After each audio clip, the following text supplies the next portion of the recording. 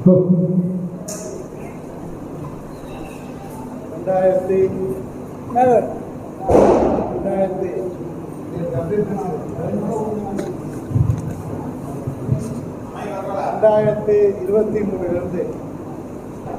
திரு அண்ணாமலையாருக்கு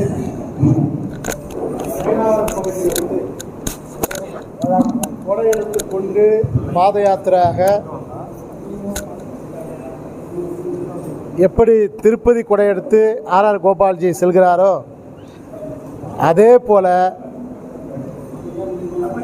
மரியாதைக்குரிய அன்பு சகோதரர் லட்சலிங்கம்ஜி அவர்கள் அவரோடு இணைந்து குமார் அவர்கள், கிறிஸ்டோவர் அவர்கள், அவர் கிறிஸ்தவா இருந்தாலும் கூட ஈசனின் மீது பக்தி கொண்டு அவர் செயல்படுவது உண்மையிலே பெருமைக்குரிய விஷயம்.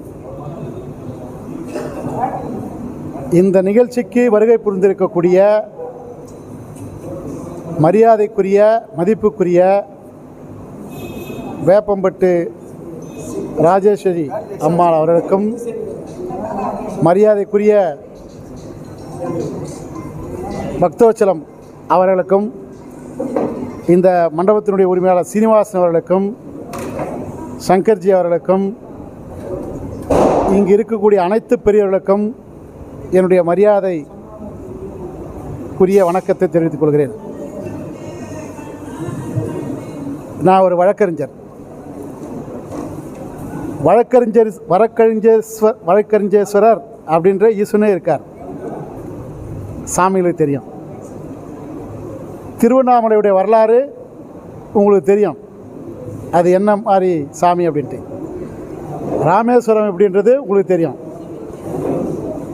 கபாலீஸ்வரர் கோவில் எப்படின்றது உங்களுக்கு தெரியுமா? கபாலீஸ்வரரையே கற்பகம்பாள் காலில் மடக்கி வைத்த இடம்தான் கபாலீஸ்வரர் கோயில். ராம ஈஸ்வரத்தில் இருந்து கண்ணகி வெகுண்டெழுந்து வந்தபோது, எல்லா இடத்தையும் கொளுத்தி கொண்டு வந்தபோது, திருவட்டீஸ்வரம் பேட்டையில் ஈசன் கண்ணகியை லிங்கமாக பிடித்து அங்கே திருவட்டீஸ்வரர் கோயிலில் இருக்குது இன்றைக்கும். இந்த மாதிரி காசி விஸ்வநாதர் கோவில் வாரணாசியில் இருக்குது. நான் 2014 அரசியல் பேசக்கூடாது, இருந்தாலும் சொல்ல வேண்டிய கடமைன்றதுனால சொல்கிறேன். 2014 பாரத பிரதமராக இருக்கக்கூடிய நரேந்திர மோடிஜி அவர்கள் பாராளுமன்ற தொகுதிக்கு அப்போ நின்னார். அந்த வாரணாசி தொகுதியிலையும் வேலை பார்த்தேன்.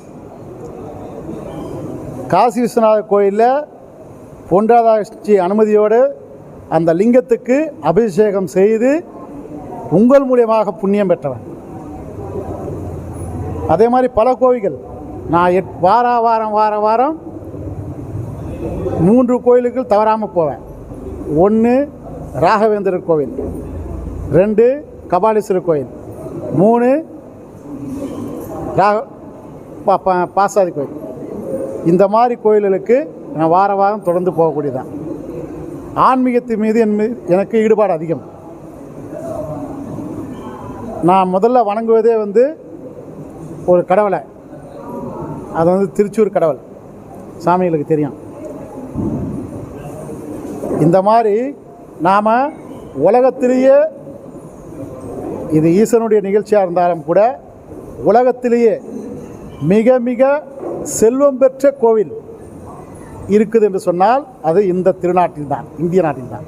எங்கன்னா திருவனந்தபுரம் பத்மநாப பெருமான், அதுக்கப்புறம் திருவண்ணாமலையில் உண்ணாமலை பெருமான், பத்மநாப பெருமான், உண்ணாமலை அம்மனுக்கு முன்னாடி பத்மநாப பெருமான். ஏன் சொல்கிறேன்னா, நாம் என்ன நினச்சிருக்கோம், வேட்டிக்கன் தான் உலகத்திலேயே பணக்கார சாமி கோவில் நினச்சிருக்கோம். உண்மையான கடவுள், பணக்கார கடவுள் என்ன, திருவனந்தபுரத்தில் இருக்கக்கூடிய பத்மநாப பெருமான் தான் உலகத்தில் முதல் கடவுள். பல்வேறு சொத்துக்கள் கணக்கிலே இல்லை அப்படின்னு சொல்ல வேணும். நான் வந்து கிட்டத்தட்ட 35 ஆண்டுகள் பாரதிய ஜனதா கட்சிக்காக வேலை பார்த்தேன். எங்கள் அப்பா வந்து ஒரு மத்திய அரசு ஊழியர். 1/6 இது சொல்லக்கூடாது சாமிகள் முன்னாடி 98 இறந்தபோது எனக்கு வேலை வந்தது. இந்த நாடு முக்கியம், மக்களுடைய சேவை தான் முக்கியம். ஜம்மு காஷ்மீருக்கு தேசிய கொடி ஏற்றுவதற்கு லால் சௌக் ஸ்ரீநகருக்கு உயிரை பணம் வைத்து போயிட்டு வந்தவன்.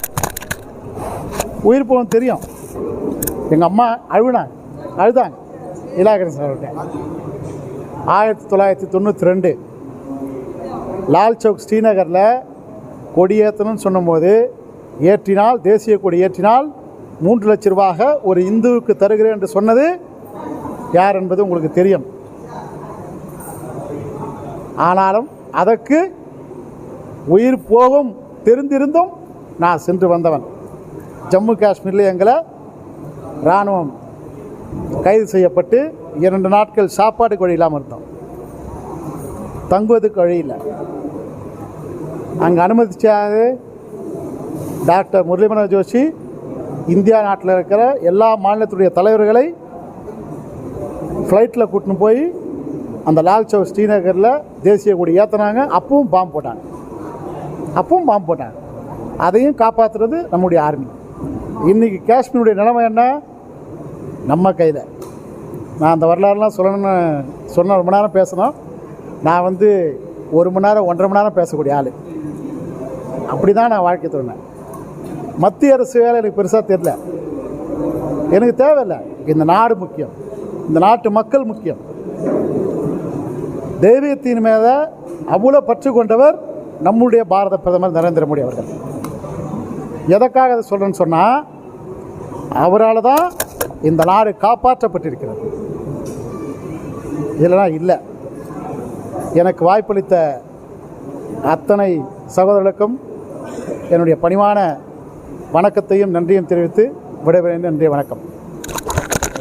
ஜெய்சங்கர் அவர்களுக்கு இந்த சிறப்புரை ஆற்ற வைக்கும் தலைவர் சங்கர் அவங்க மாலை அணிச்சாங்க. ஜெய்சங்கர் அவங்க சங்கர் அவங்களுக்கு மாலை அணிப்பாங்க.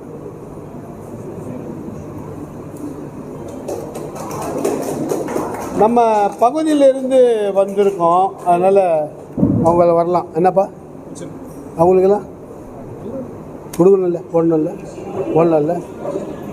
நிர்வாகிகள் கொஞ்சம் இங்கே வந்துடுங்க, ஆளுக்கு 2 பேருக்கு போடலாம். வாங்க, அவகாசம் கொடுத்தாச்சு, வாங்க சீக்கிரமா. ஆனால் நீங்கள் கொடுத்தாங்க, அப்புறம் கூப்பிடலன்னு சொல்லி கோச்சிக்கூடாது. வாங்க. நம்ம பகுதி நுங்கம்பாக்கம் அகத்தீஸ்வரர் கோயிலிருந்து நமக்கு சிறப்பான முறையில் ஏற்பாடு பண்ணியிருந்தாங்க.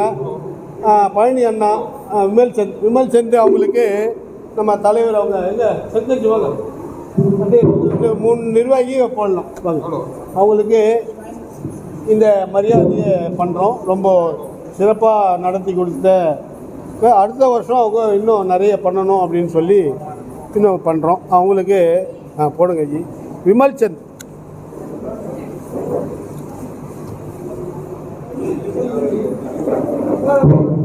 அதே மாதிரி நான் கூப்பிட்டாச்சு ஜி. நீங்கள் தான் கொஞ்சம் நீங்களாம் கொஞ்சம் வாங்க, வரலன்னு சொன்னால் கொஞ்சம் கஷ்டமாயிடுது. நீங்களும் வந்து பங்கு பெறணும். வாங்க. அடுத்ததாக பழனி அண்ணா, அங்கே வந்து ஒரு பெரிய பிரம்மாண்டமான பெருமாள் கோயில் பக்கத்தில், பெருமாள் கோயில், அதாவது நம்மளுடைய திருமலை திருப்பதி கன்னியாகுமரிக்கு அப்படி ஒரு பயணம் வந்து நம்ம திரைப்படத்தில் நீங்கள் பார்த்துருப்பீங்க. திரைப்படத்தில் நீங்கள் பார்த்துருப்பீங்க.